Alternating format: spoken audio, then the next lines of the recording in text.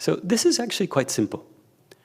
All we do is when we think about or see other people, we just think, this person is important. And their happiness is important. Just this. And then we allow that belief or view to influence how we think about them, how we speak to them, what words we choose, what tone, That our speech to others comes from our love for them. And so we're careful with our speech. We want our words to be of benefit, to be encouraging, to be kind and comforting, to make them happy. Never to hurt them or cause confusion or unhappiness or distress.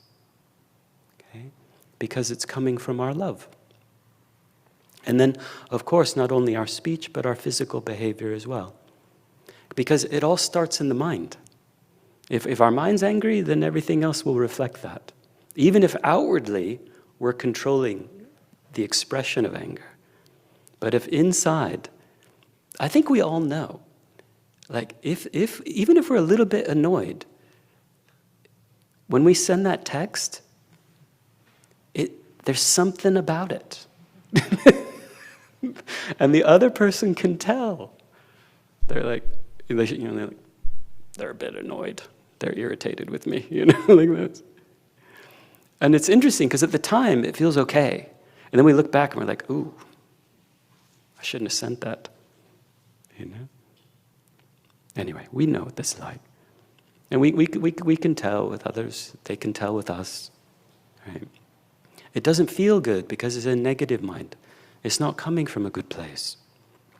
It's coming from an unpeaceful, uncontrolled mind. It doesn't create happiness. It creates the opposite.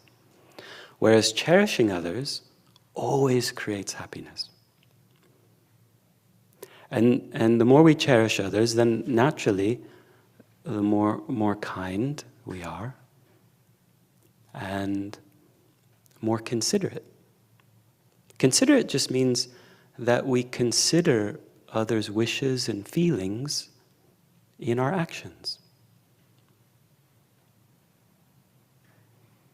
Okay, now maybe if suddenly we're like, oh, I'm going to cherish others. Good, that's wonderful, I'm going to really try, cherish my family, my friends, people at work.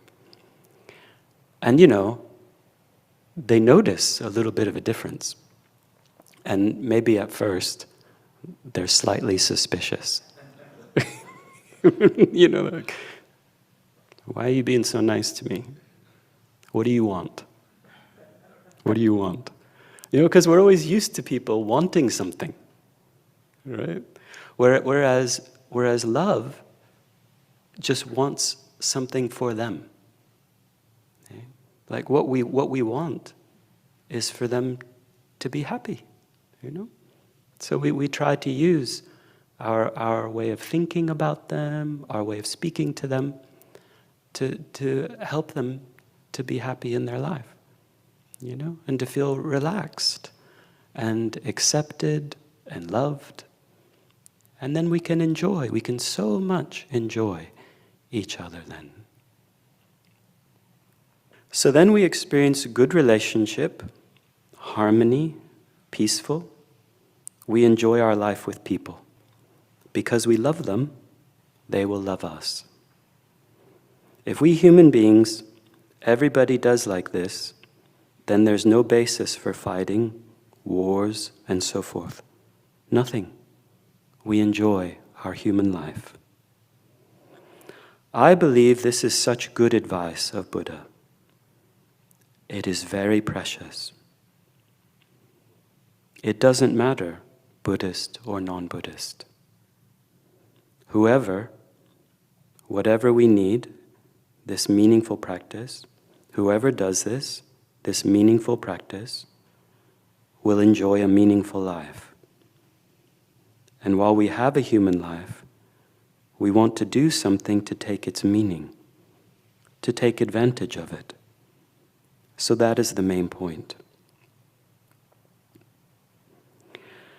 So learning to cherish others is very simple. We can first learn to cherish those who are around us. Buddha encouraged us to develop unconditional love and compassion for all living beings. But that's a very expansive mind. So we need to start someplace practical and within our capacity. Okay? So where do we start? With those who are around us. Our family, our friends, the people we're bumping into every day. Okay?